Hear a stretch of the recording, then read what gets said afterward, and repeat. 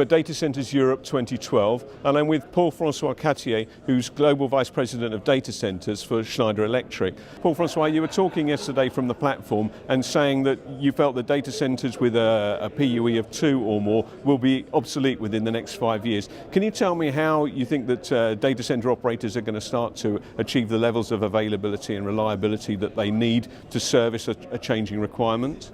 Well, first I would like to explain why I'm saying this, because with the cloud computing and the virtualization, all the new applications will be very dynamic and could move very easily from one data center to another one. And for a CFO who is looking at how much it costs to host this application, he will have many choices. And when you have a data center which is operating at 1.1, 1.2 or 1.3 PUE, or a data center with above 2 PUE, with the increase of the energy that will happen in the next 5 years in most of the country, you can imagine how could be the difference of operating an IT load in a specific data center. So if the data center are above 2, and if they are not retrofitted to be more efficient, of course the IT load will be not anymore captive in this data center, and this data center will be in competition with much more efficient data center, and the load will move towards this new data center. And there is, it's a no-brainer to see that this load will move to the more efficient data center. And a lot of data center will be empty if they are not efficient. So now you have many ways to retrofit or to make sure that you build much efficient data center, and you understand how the energy will impact the OPEX of your data center.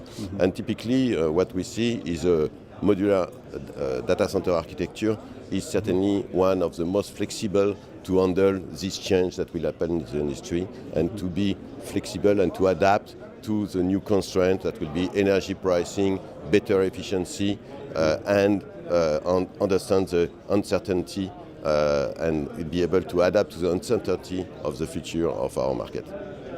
Thank you very much. Actually, picking up on that point, you also talked about the uncertainty that's going to be there, and you also talked about intelligent planning and the need for that sort of paradigm, if you like, as you go forward. Can you talk a little bit more about intelligent planning? Yes, in fact, 10 years ago when you were planning a data center, you were finally making a lot of assumption on density, assumption on energy price, assumption of the IT load and so on. And this was quite easy because most of the IT load was captive. So you were building a data center for a specific IT load. You were sure that this IT load will still be there in 10 years or 15 years and so on. And with this IT load was very stable. And now with the virtualization as the cloud, this IT load start to be very dynamic, very unstable. It's very difficult to make this assumption about the energy or about the cooling. So we start to live in a much more uncertain world.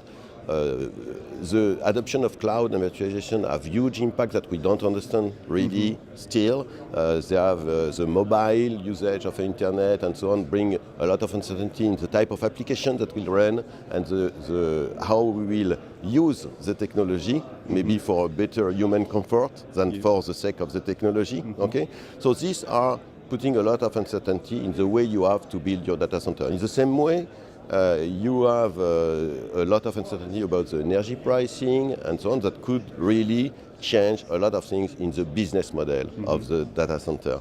So you need to build your data center in understanding this uncertainty, accepting it, and trying really in the architecture to be able to welcome the different scenarios possible that could happen. Even 10 years ago when you were doing this assumption, most of the time you get it wrong.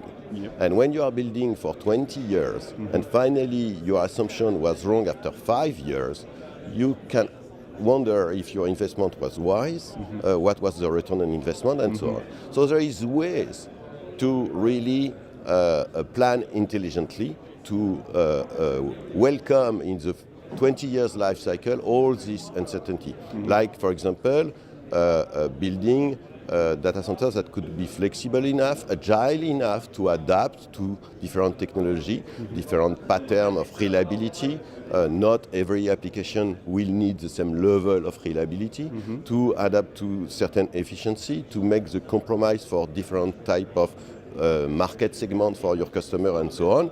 And this is in the architecture, in the design of your data centers that you can forecast this, foresee this partition, allowing partial retrofit, allowing segmentation of your data center to specific use of your data center. So this is how you can manage uncertainty. And we have some tools to this. We have reference design that are helping you to design this data center. We have 200 kilowatt, 1 megawatt, 20 megawatt reference design. We have this modular data architecture with facility modules that allow you the scalability. And the good thing of this also, it's reducing a lot the time of deployment of your data center, improving a lot the return on investment, making the decision to invest the capex much easier, because you shortening the deployment, you will have a much shorter return on investment. You can secure a customer contract more easily, because you know you will be able to deliver in few weeks or few months and so on. So there is plenty of good things about this modular data center architecture. Paul-Francois, thank you very much. Thank you.